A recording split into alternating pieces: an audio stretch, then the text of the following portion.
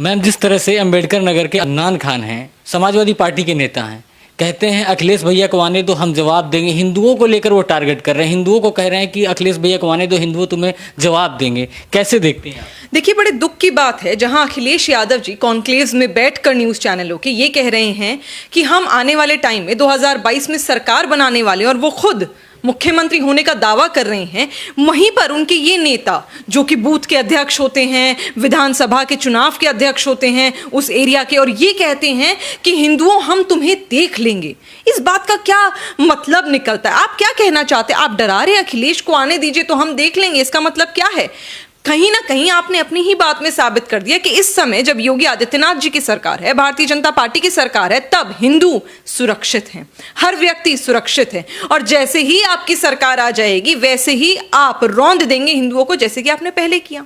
फिर आप कहते हैं कि अपीजमेंट की राजनीति नहीं करनी चाहिए, यहां पर तुष्टीकरण की राजनीति तो आप कर रहे हैं। इस बात को कहने में ही कहीं ना कहीं आपने दिखा दिया कि आपकी पार्टी जिस तरह पहले थी, गुंडों की पार्टी, गुंडों की राजनीति करते थे, आज भी आप वही कर रहे हैं। कोई अंतर नहीं आया आपकी सोच में, कोई बदलाव नहीं आया है। अगर बदलाव आया होता तो जनता फिर सोच लेती, पर आपने जो आपकी काली करतूतें हैं, जो आपकी सोच है, जो आपकी जहनियत है, वो आपने जनता के सामने बखूबी रख दी इस बयान के बाद।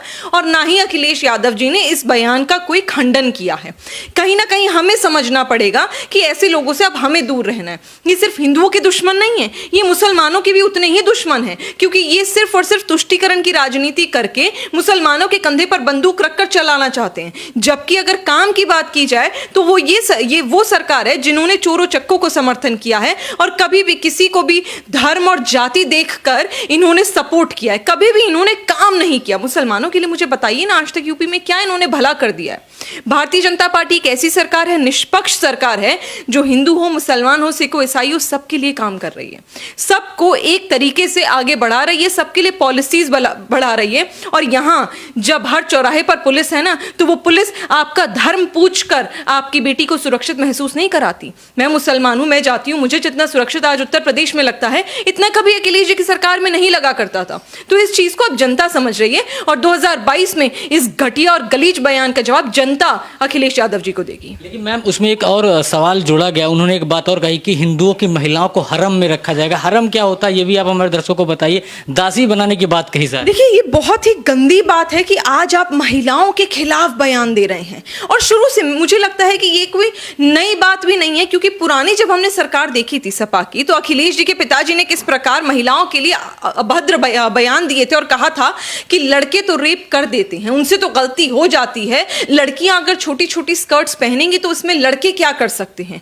इस प्रकार का बयान आपके ही सबसे बड़े दिग्गज नेता, पार्टी के कर्ता धर्ता अखिलेश जी के पिताजी ने दिया था। हम वो उस बात को भूले नहीं। आज फिर आप इसी प्रकार की बात बोल रहे कि महिलाओं को हरम में रखा जाएगा। आप क्या कहना चाहते हैं? आपने हिंदुओं की महिलाओं को, उत्तर प्रदेश की महिलाओं को समझ क्या रखा है? आपने अपनी जागीर समझ रखा है कि जैसे ही आप सत्ता में आएंगे तो महिलाओं को लेकर, ये तो वो खिलजी का जमाना होता था कि वहां पर हमला करने के बाद महिलाओं को अपने हरम में ले लिया जाता था, उनको उनकी इज्जत पर आंच आती थी, उनको उठाकर उनके साथ न जाने कितने गंदे और गलीज काम होते थे। तो क्या आप क्या कहना चाहते हैं? आप खिलजियों के अलाउद्दीन खिलजी हो गए, बाबर हो गए, उनकी सोच को आगे बढ़ाना चाहते हैं?